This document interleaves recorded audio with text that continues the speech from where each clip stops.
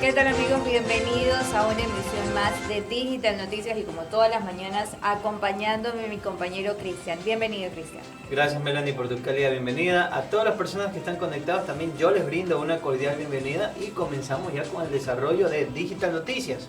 El CAL calificó el proyecto de reformas a la Ley de Educación Superior presentado por Guillermo Lasso. Veamos. Ronnie Alaga de lunes fue el único asambleísta que votó en contra del organismo legislativo. Esta mañana el Consejo de Administración Legislativa calificó el proyecto de reformas a la Ley Orgánica de Educación Superior presentado por el presidente Guillermo Lasso y lo envió a la Comisión Legislativa Permanente de Educación, Cultura y Ciencia Tecnológica, Innovación y Saberes Ancestrales. El proyecto sostuvo 6 de 7 votos en el CAL y el voto en contra del asambleísta de UNES, Ronnie Aleaga. Lasso entregó este proyecto el pasado 17 de agosto personalmente en el Pleno de la Asamblea y expuso cuáles son sus ejes: libertad y autonomía, para decir, ampliación de la oferta académica y mejoramiento de los procesos de admisión. Este proyecto de ley debe tramitarse y aprobarse en forma urgente sin prejuicios de que luego se hagan reformas más amplias. La reactivación debe estar liderada por profesionales jóvenes, cuyo ímpetu promueva el renacimiento de Ecuador como un país creativo e innovador, dijo Lasso en esa ocasión. El proyecto busca que se retome la libertad de elección de la carrera universitaria para los bachilleres, que las universidades y centros de educación superior puedan definir las carreras que impartirán y cambiar la estructura del Consejo de Educación Superior, aunque no elimina la Secretaría Nacional de Ciencia y Tecnología, CENESID, como fue el ofrecimiento inicial de la campaña. Mira, Melanie, es una realidad. En una promesa de campaña se suponía que el actual presidente no estaba de acuerdo con el tema de la CENESID porque no permitía que uno pueda estudiar, ¿no?, de forma libre, sino que el CENESID elegía qué carrera. De pronto tú querías estudiar medicina y te decían que tú sirves para comunicación social, irónicamente. O de pronto tú querías ser asistente de producción o comunicador social y terminaste como productor o asistente de producción. Entonces son ciertas contradicciones por parte de este sistema universitario, se podría decir. Pero bueno, esperemos que cambie la perspectiva, porque aunque tú no lo creas, al no eliminarse el CENESID como se prometió, baja mucho la tasa de credibilidad de este gobierno, porque estás haciendo una promesa y no la estás cumpliendo. Es un poco complicado y si bien es cierto, bajaría la credibilidad no solo de Guillermo Lasso, sino de los que lo acompañaron en su campaña, así, en su campaña presidencial, y recordando también que va de a poquito también bajando la credibilidad de la presidenta de la Asamblea, que va también de la mano porque está en conjunto con el gobierno de ahora, como lo es la señora presidenta Guadalupe Llori. Pero por otra parte, audiencia de juzgamiento por ataque al edificio de la Contraloría se suspende ante la falta de traductores al quichua y shuar. Veamos. En total, 27 personas, en su mayoría de origen indígena, son procesadas por el ataque e incendio a la Contraloría durante las protestas de octubre del 2019. La mañana de ese lunes se suspendió la audiencia de juzgamiento contra 27 personas acusadas de supuestamente participar en el ataque y posterior incendio del edificio principal en Quito de la Contraloría General del Estado. Esto en octubre del 2019, en medio de las protestas sociales contra las medidas económicas que había adoptado el gobierno del presidente Lenín Moreno. La jueza penal de Pichincha, Ana Guerrón, fue quien emitió el auto de allanamiento y a juicio de las 27 personas procesadas por los delitos de sabotaje, paralización de un servicio público y destrucción de registros. El presidente del Tribunal de Juicio, Edmundo Samaniego, aparentemente habría adoptado la decisión de suspender la diligencia debido a que creía necesaria para continuar con el procesamiento la presencia de traductores de la lengua quichua y shuar. La medida se toma para evitar la violación de derecho alguno, debido a que una buena parte de los procesados son de origen indígena y hablan una de esas dos lenguas ancestrales. Los 27 procesados detenidos el 12 de octubre del 2019 serían 26 hombres y una mujer. La mayoría mantendría edades no mayores a los 22 años y al menos 25 de ellos tienen origen indígena. Para Marian Yumbay, defensora de varios de los acusados, no se ha demostrado que los 27 procesados hayan destruido la Contraloría. Ella insiste en que debe existir una investigación de lo que sucedió dentro del edificio de la Contraloría General del Estado y que se encuentre a los culpables, pero asegura que ese trabajo no se ha hecho desde la Fiscalía. Ernesto Pazmiño, abogado de Lenín Y, Segundo P y Dani F, está convencido de que el llamamiento a juicio se trata de un asunto político. La jueza actuó por presión política inmediata y mediática en este caso. No existe en la instrucción fiscal evidencia de que se cometió el delito de destrucción de archivos y no hay certeza de ninguna participación delictiva de los acusados. La Contraloría ha explicado que los implicados fueron detenidos por la policía en el interior del edificio matriz de la Contraloría General del Estado, principalmente en la terraza del inmueble. La institución recordó que en marzo del 2020 la jueza Guerrón aceptó el pedido de nulidad expuesto por varias defensas de los procesados, quienes argumentaban la falta de una pericia de interculturalidad, hecho que retrasó el proceso más de un año. La investigación de lo ocurrido en la Contraloría son parte de uno de los 819 casos que, a octubre del 2020, la Fiscalía abrió a nivel nacional, ya sea por una denuncia o de oficio, por algún tipo de delito penal que ocurrió entre el 3 y el 13 de octubre del 2019 durante las protestas sociales contra el decreto 883, con el que se pretendía eliminar los subsidios al diésel y a las gasolinas Extra y Ecopaís. Por el delito que se procesa, la audiencia en este caso es de carácter reservado. Recordemos también que los hechos que ocurrieron durante el hecho en el 2019 en la Contraloría se quemaron, no solo se quemó el edificio como tal, sino también parte de lo que había en este lugar, como lo eran archivos. Para la fortuna de algunos.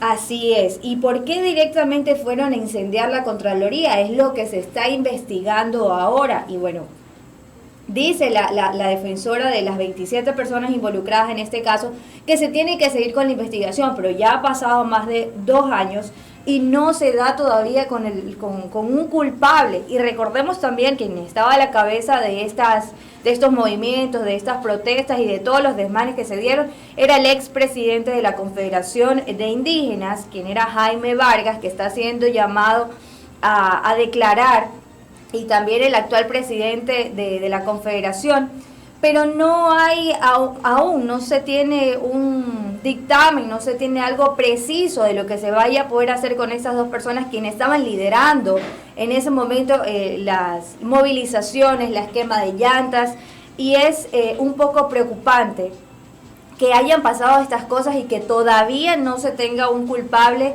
Y bueno, poder decirle, ¿sabes qué? Tú te vas a la cárcel o tú vas a cumplir tanto tiempo en la cárcel por todo lo que pasó y porque también estaban a cargo de estas movilizaciones. Y aún no hay nada. ¿Por qué? Porque primero no hay un traductor, porque los involucrados hablan shuar y hablan quichua. Entonces no hay un traductor que pueda estar ahí en las declaraciones y haciéndole la traducción cuando se vaya a presentar ante el juez, cuando se vaya a presentar ante el fiscal. Y es un poco complicado el tema, pero se siguen las investigaciones. Por otra parte, Cristian. Hechos ocurridos durante la reconstrucción del terremoto de 2016 aún siguen en etapa de investigación previa en Fiscalía, 5 años después. Veamos. La Fiscalía pidió a la Unidad de Análisis Financiero y Económico informe sobre los movimientos económicos realizados entre 2016 y 2021 de 19 personas. Llamar a rendir versión del ex secretario de la Reconstrucción, Carlos Bernal, y solicitar a la Unidad de Análisis Financiero y Económico que remita un informe ejecutivo del ex vicepresidente Jorge Glass. Es con lo que continúa la investigación previa, abierta en junio del 2019, en contra de 12 personas ante un posible delito de acción pública, ocurrido en las obras y proyectos que se realizaron como parte del plan de reconstrucción de zonas afectadas por el terremoto del 16 de abril del 2016. La fase de investigación previa se inició con base en un informe de indicios de responsabilidad penal, remitido por la Contraloría General del Estado. Esa instancia hizo un examen esencial a los convenios interinstitucionales suscritos con varias entidades públicas, gastos generados en los procesos de contratación de servicios comunicacionales y publicidad de la fase preparatoria, precontractual, contractual, ejecución y fiscalización de varios proyectos realizados luego del terremoto en las provincias de Esmeraldas y Manabí. La CGE analizó la suscripción de contratos utilizando fondos provenientes de la Ley de Solidaridad, que eran específicos para enfrentar las consecuencias del terremoto de abril del 2016. 3 meses antes de que se iniciara la investigación previa, marzo del 2019, el Consejo de Participación Ciudadana y Control Social Transitorio aprobó un informe en el que se analizó el uso de recursos utilizados en la reconstrucción por el terremoto del 2016. Entre las conclusiones se recomendaba investigar a Carlos Bernal como ex secretario técnico del Comité para la Reconstrucción y Reconstrucción Productiva por delitos como peculado, testaferrismo, enriquecimiento ilícito y tráfico de influencias. Justamente Bernal ha sido llamado a rendir versión en este caso el 7 de septiembre próximo, a las 11:30. La versión libre, voluntaria y sin juramento. A pedido del investigado será por vía telemática, desde el Consulado de Ecuador en Miami, Estados Unidos. La coordinación de la diligencia quedó en manos de la Dirección de Asuntos Internacionales de la Fiscalía.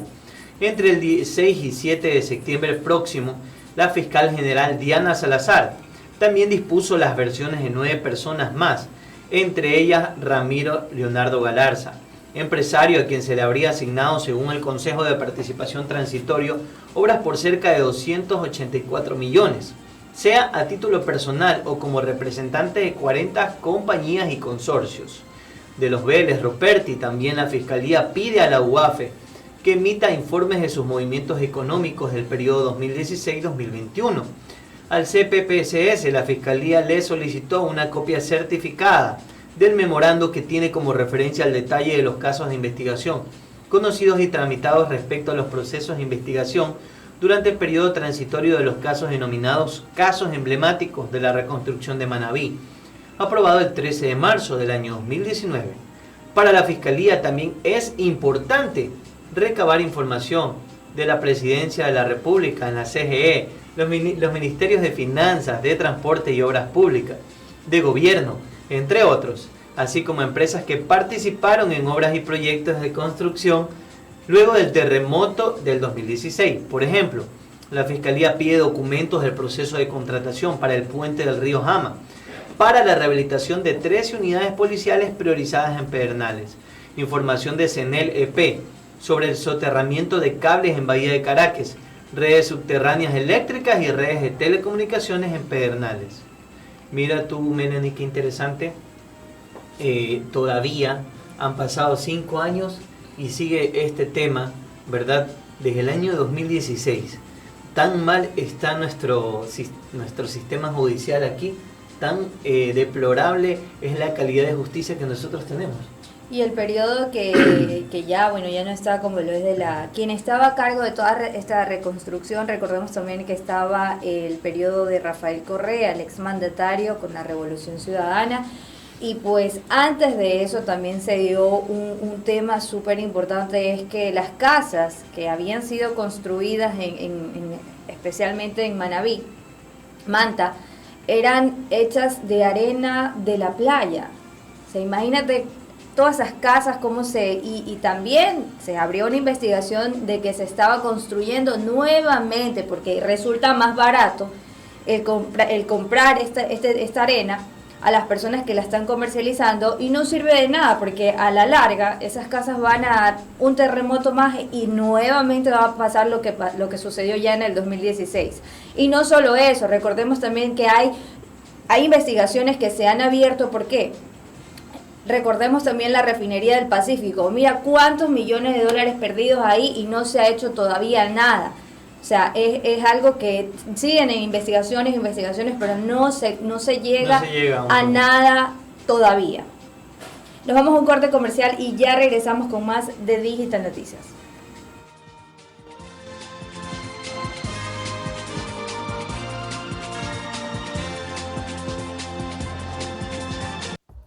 Inicio del espacio publicitario. Inicio del espacio publicitario.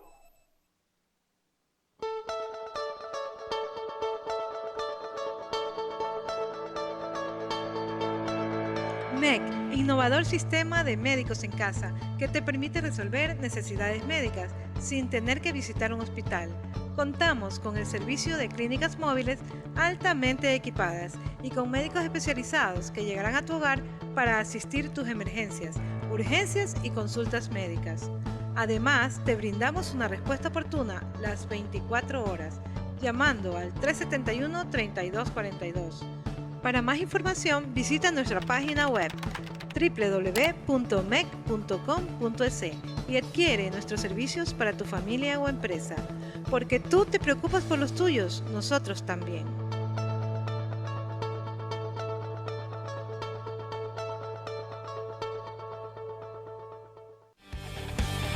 La ciudad hoy vibra, va a saltar Emelec.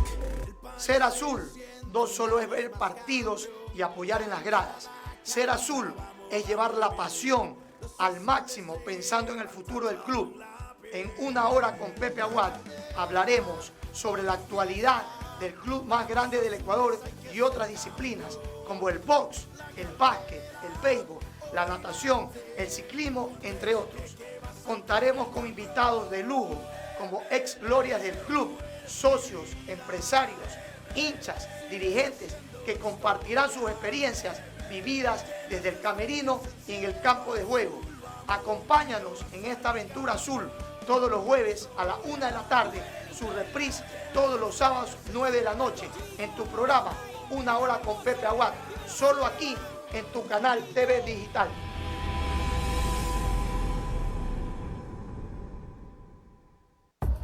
Fin de espacio publicitario. Fin de espacio publicitario.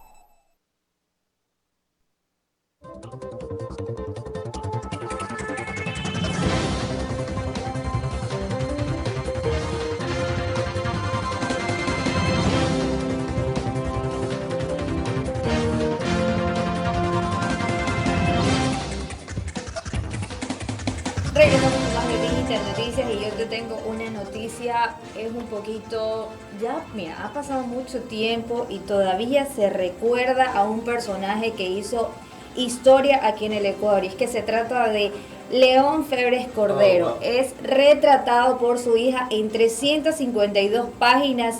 Esto contiene vivencias políticas y anécdotas familiares. Va a estar súper interesante este libro, veamos.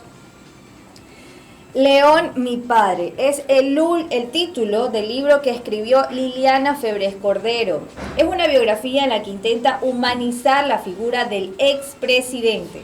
No es lo mismo contar hechos históricos de forma escueta y fría que revistiendo de humanidad a sus protagonistas.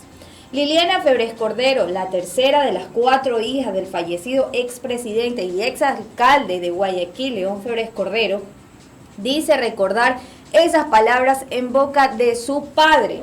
Y justamente por ello es que en su libro, León, mi padre, ha buscado mostrar el lado más personal de que ha sido considerado como uno de los políticos más polémicos e influyentes del país desde el retorno a la democracia. A lo largo de sus 352 páginas, en las que además hay fotos, links de videos y documentos, Liliana relata cómo la actividad política del líder del Partido Social Cristiano se coló de a poco en la cotidianidad de su familia cuando ella y sus hermanas, María Eugenia, María Fernanda y Mariuxi, eran aún unas niñas, trastocándola por completo. La autora intercala sucesos políticos con el impacto que estos tuvieron en sus vidas y cómo reaccionaba su padre, al que califica como un ser de amor en la intimidad de su hogar. Ella tardó un par de años en escribirlo. Se basó en entrevistas y testimonios de sus hermanas, familiares y amigos cercanos de su papá. También de los apuntes que éste hacía en sus libretas y documentos oficiales. Lo presentó hace unos pocos días en el Parque Histórico de Guayaquil.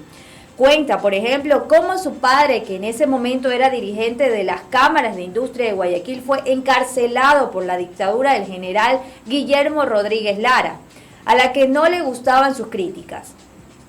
Era abril de 1973 y los militares irrumpieron en su casa.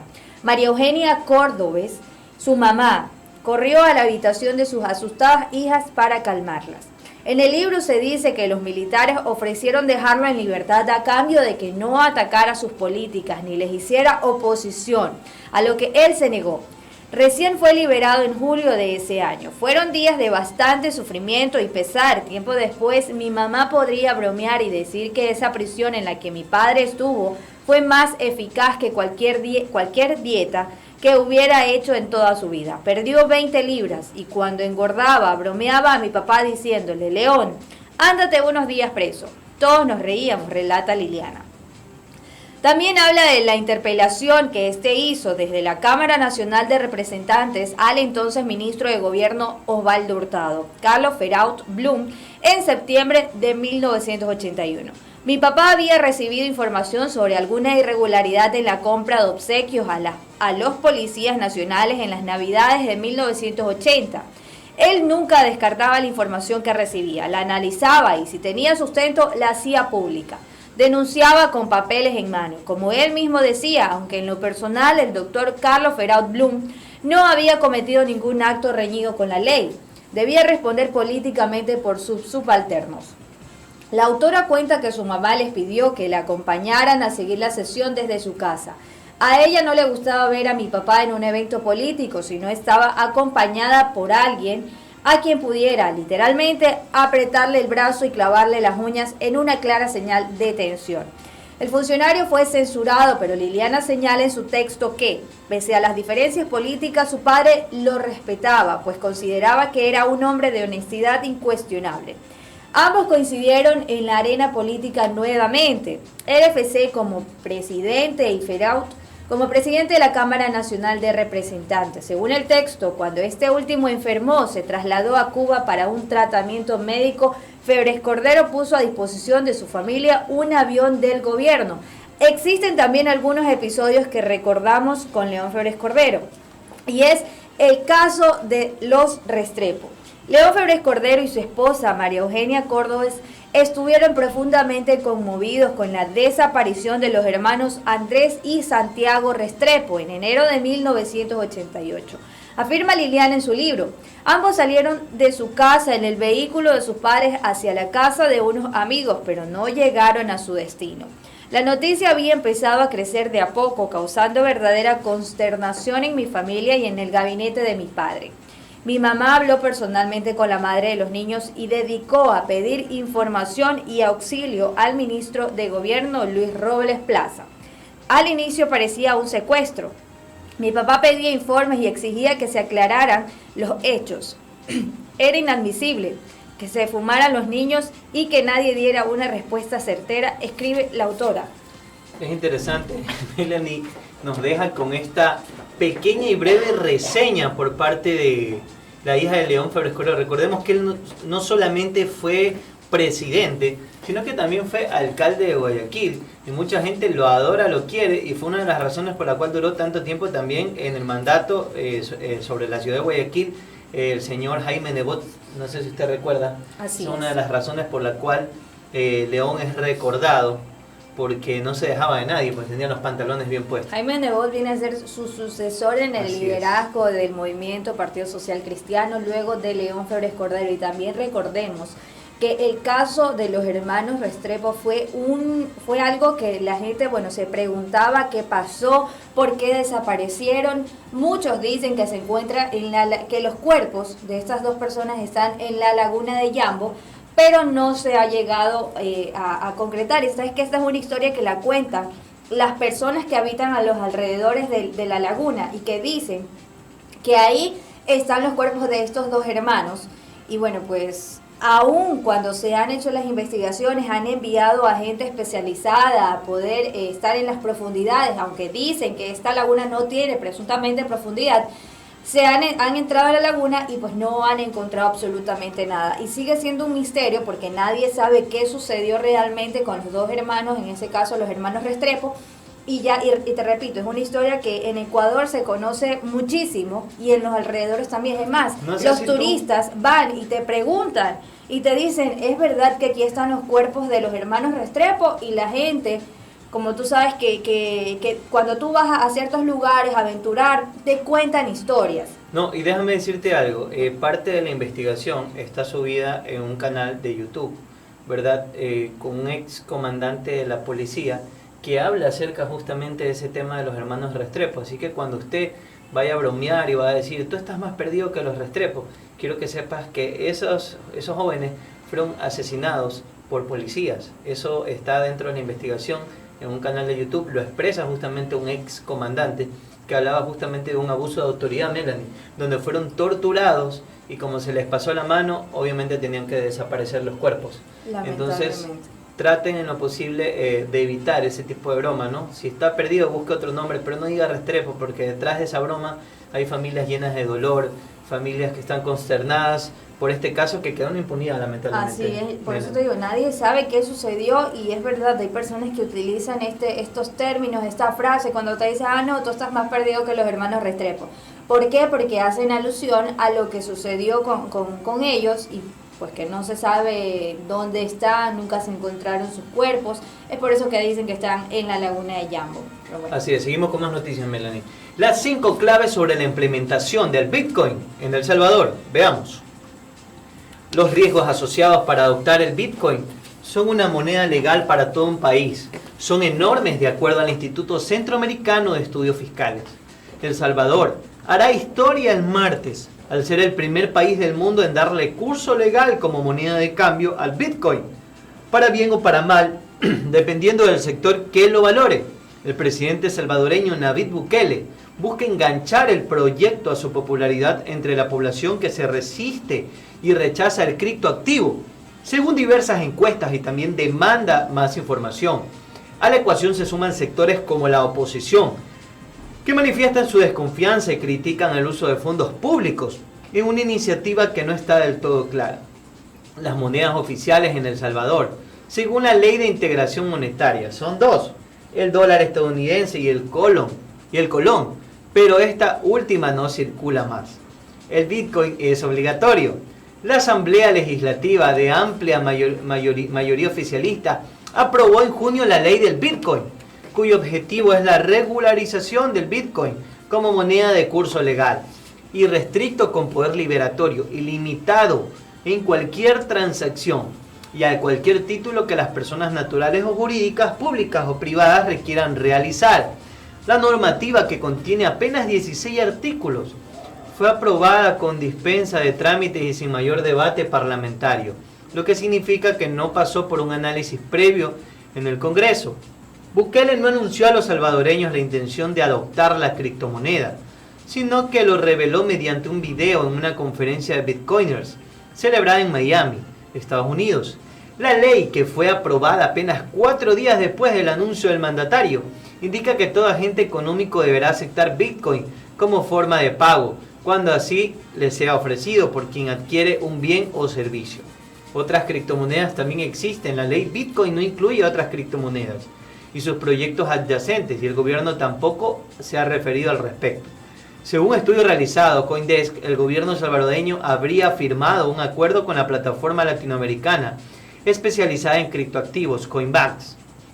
Dicho acuerdo sería para generar la capacidad en el país para almacenar digitalmente los documentos oficiales del Centro Nacional de Registros sobre la cadena de bloques de Algorand, pues se desconoce si el gobierno ha firmado más acuerdos con otras plataformas. Es una realidad, Melanie, cada vez avanza más la tecnología y ya vemos que en El Salvador hicieron el Bitcoin como una moneda de curso legal. A mi título personal le puedo decir, discrepo un poco, porque si bien es cierto, los países, sean de Centroamérica, sean de Sudamérica, sufren mucho con el lavado de activos, Melanie.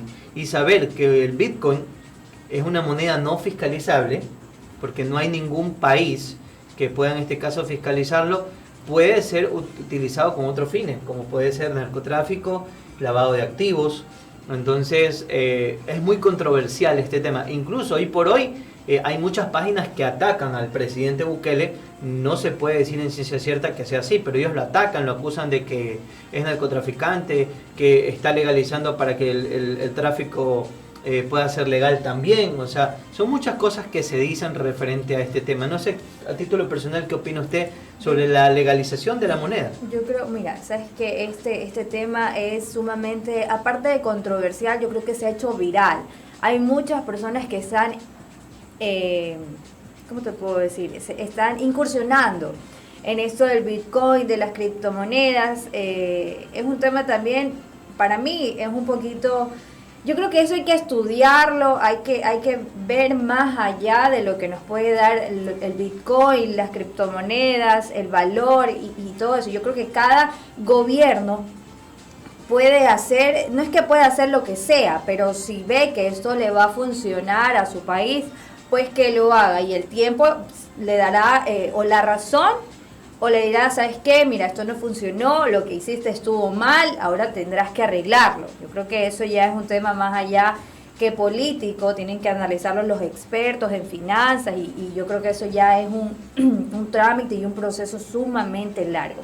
Nos vamos a un corte comercial y te cuento que luego vamos a estar hablando sobre la bancada del Partido Social Cristiano y ellos anuncian también sus aliados que no votarán a favor de la Proforma 2021 que presentó el mandatario Guillermo Lasso. Siguen las disputas entre los movimientos de Creo y el Partido Social Cristiano. Luego el corte comercial.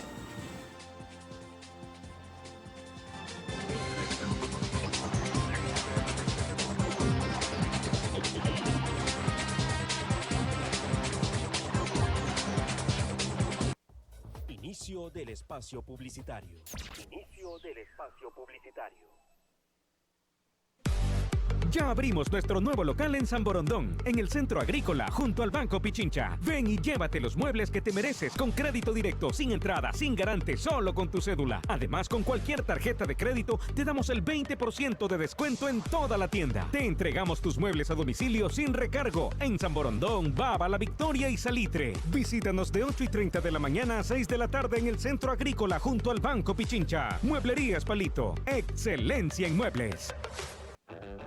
Alejandro Prestipino te trae la parrilla de pepino todos los martes a las 10 de la mañana. Exquisitos cortes y asados con invitados especiales. Te deleitarás con las mejores recetas, tips y secretos de la parrilla argentina. Experimenta una fusión de sabores extraordinarios, cocinando con Pepino Asador. Buenas, soy Alejandro Prestipino, Pepino, el asador, con confianza. Vengo a contarles y a enseñarles las costumbres argentinas, comida a las brasas. Todos los martes, 10 a.m. por TV Digital. Los esperamos. No lo olvides, todos los martes a las 10 de la mañana, por el canal TV Digital Online.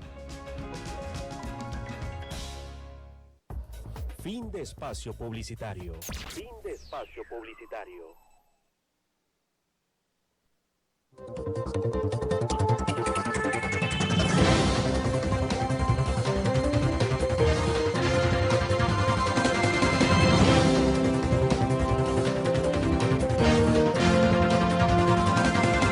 Como lo había mencionado luego del corte, antes del corte comercial, bancada del Partido Social Cristiano y aliados anuncia que no votarán a favor de la Proforma 2021. Veamos. A través de un comunicado, la bancada social cristiana dijo que no había anunciado esta decisión a su representante en la Comisión de Régimen Económico. La bancada del Partido Social Cristiano anunció que no aprobará en el Pleno de la Asamblea ni la Proforma Presupuestaria 2021 ni la Programación Cuatrianual 2021-2024. Explicó que el Partido Social Cristiano y sus aliados no están de acuerdo con los conceptos y metas que ha expuesto el gobierno.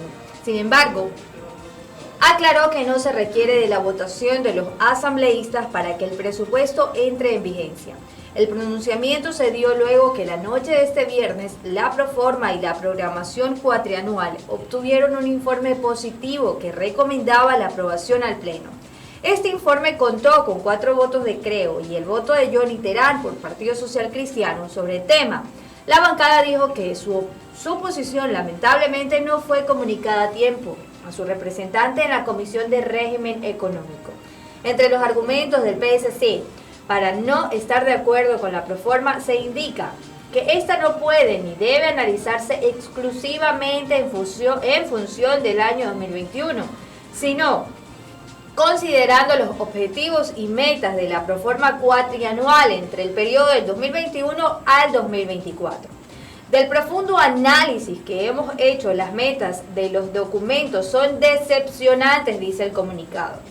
Se considera que esta iniciativa del Ejecutivo sacrifica el crecimiento económico y la prosperidad de los ecuatorianos en función del gasto fiscal.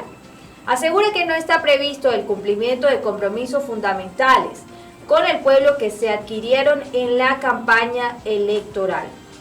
Lamentablemente, yo creo que ya hubo una pelea, ya hubo una confrontación entre el Partido Social Cristiano y las personas que pertenecen al movimiento Creo, y esto no es desde ahora, aunque el mandatario ayer expresó en un comunicado que él no está peleado con absolutamente nadie, esto haciendo referencia al líder del Partido Social Cristiano como lo es Jaime Nebot Saadi, y que si existiría algún tipo de reconciliación, él no tiene ningún problema en hablar con esta persona, con el exalcalde Jaime Nebot Saadi. Parece que quieren hacer las paces y bueno, él está dispuesto a tener una conversación con Jaime Nebot.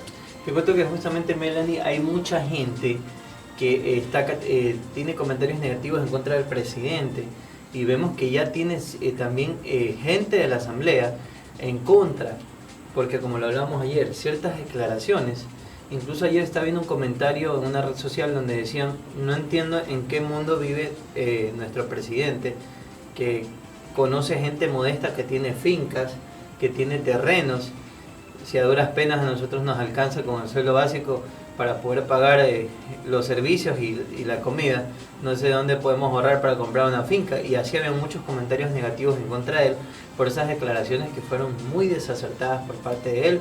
No juzgamos a nuestro presidente, es una persona humana que comete errores, pero la verdad no fue un gran acierto esto que dijo, porque se supone, bueno, en la campaña se habló mucho acerca de los pobres, y cuando hablamos de los pobres no hablamos de gente que tiene fincas, que gente que tiene terrenos, hectáreas, no hablamos de gente que vive hasta en casas de construcciones mixtas, que a duras penas pueden pagar los estudios de sus hijos. Y cuando hablamos de pagar no hablamos de mensualidades, hablamos de escuelas públicas, de poderles comprar los uniformes. O sea, esa gente pobre es la cual usted dijo, señor presidente, que iba a representar, lo cual no está pasando, porque asimismo hay mucha gente que vive, por ejemplo, esos pequeños empresarios que tienen sus vehículos, que transportan para poder sacar un pequeño capital, una ganancia. Ahora prácticamente van a tener que sacar de esa ganancia para poder comprar más combustible, porque según lo que usted indica, el sistema de bandas es para que los más ricos no sean beneficiados, pero ¿y los más pobres? ¿Qué pasa con ellos? Ellos tienen que trabajar a pérdida, tienen que quebrar. ¿Qué es lo que tienen que hacer ellos para que no salgan beneficiados los más ricos? Entonces, seguimos con más noticias, amigos. Intensa caída de nieve dejó varios vehículos atrapados en la vía Pifo-Payatanga, donde ya se normalizó el tránsito. Veamos un poco. La vía fue habilitada cerca de las 2 de la tarde con resguardo policial. La mañana de este lunes de septiembre, una intensa caída de nieve, este 6 de septiembre, pintó de blanco las montañas de la vía Pifo-Payacata, en el nororiente de Quito. Más allá de 30 vehículos aproximadamente quedaron atrapados. Gracias, producción, por decirme. Papayacta, disculpe. Al no poder circular por la altura de nieve, la carretera fue cerrada mientras los rescatistas del Cuerpo de Bomberos de Quito llegaron caminando a cada uno de los vehículos para brindar asistencia, pues 18 buses de transporte público junto con vehículos particulares quedaron atrapados en el páramo en medio de la nieve. Maquinaria pesada también se destinó para la limpieza de la vía. Los ocupantes de 3 buses fueron evacuados para evitar complicaciones por la baja temperatura en el lugar.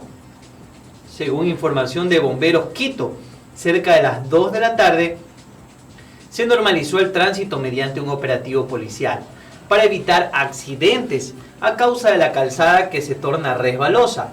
Esta carretera comunica la provincia de Napo con conexión con la Amazonía del país.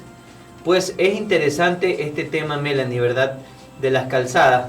Recordemos que dice que cerca de 18 buses tuvieron que movilizarse para este pequeño problema. Obviamente fue el día lunes, ¿no? Ya está normalizado.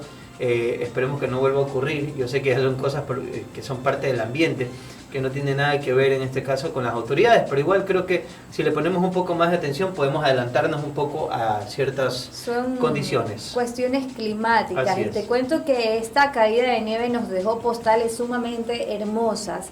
Que Se fue a tomar usted una foto allá. Impresionante, créeme que en redes sociales las personas que transitaban por ese lugar lograban capturar montañas cubiertas de nieve, a los animales dentro de la nieve, o sea, dejó de todo esto dejó algo muy bonito, dejó postales muy hermosas.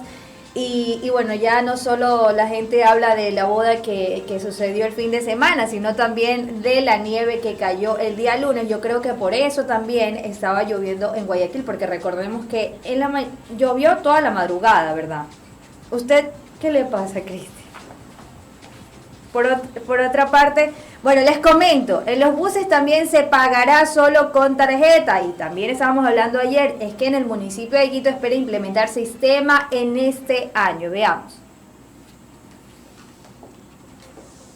Hay además proyectos para un pago único. Esto quiere decir un solo pasaje que arrancará primero con la transportación pública municipal, Metrovía y Aerovía. Esto se ampliará luego. Un sistema de pago único tendrá primero toda la transportación pública municipal de Guayaquil, hablando de la Metrovía y Aerovía. Posterior a esto se ampliará e implementará proyectos que cubran a las otras modalidades que llevaban pasajeros, como a la de los buses convencionales, donde actualmente el usuario paga 30 centavos en la línea que se vaya a subir. Así, en un año el Cabildo espera poner en marcha un solo medio de pago a través de una tarjeta en toda la transportación pública en Guayaquil, tal como ocurre actualmente con los usuarios de la Metrovía y Aerovía. Parte de los proyectos están ya en fase de estudios, asegura María Lorena Polo, presidenta del directorio de la Agencia de Tránsito y Movilidad ATM, que antes era Autoridad de Tránsito Municipal. Ante interrogantes planteadas por un diario local sobre el sistema de pago único de uso multimodal del transporte correspondiente a buses, colectivos y Metrovía, que proponen organizaciones barriales de la ciudad y que consta en la primera pregunta de la iniciativa de consulta popular que envió a la Corte Constitucional el Grupo Social Todos por Guayaquil este 25 de agosto pasado. La ciudad ya está trabajando en estructurar un solo medio de pago. Este será con tarjeta para el uso de los distintos modos de transporte, y en esa línea se está trabajando para hacerlo posible dentro de los próximos 12 meses en una primera etapa. La tarjeta permitiría la integración a través del medio de pago, pero aún no se han definido las condiciones económicas. Es importante identificar que es un proceso que debe ser bien gestionado para que sea viable y sustentable en el tiempo, recalca Apolo. Ella cuenta que la meta de la gestión municipal es hacer respetar la pirámide de la movilidad. Mira, hay personas que quieren, bueno, que se puedan implementar estas tarjetas para las personas, aunque recordemos que aquí sí hay, lo que se está tratando de implementar es en Quito, en la capital. Hay usuarios que, bueno, pueden estar de acuerdo, y pues tú sabes que en esto hay diferencias, y esperemos que se llegue a un consenso. Hemos llegado al final de Digital Noticias, sin antes mencionarle que luego va a venir un programa sumamente interesante para las personas que les gusta y son amantes y se apasionan por la cocina. La parrilla de pepino viene y ya está aquí por la señal de TV Digital. No se lo pueden perder a las 10 de la mañana, Cristian. Así es, Melanie, va a estar muy interesante. Si usted es amante de los asados argentinos, uruguayos y no sabe cómo preparar un buen corte, pues con el pepino lo van a aprender a hacerlo. Así que es. A las 10 de la mañana. A las 10 de la mañana no se lo pueden perder aquí por la señal de TV Digital. Con nosotros hasta el día de mañana. Que tengan un excelente tarde.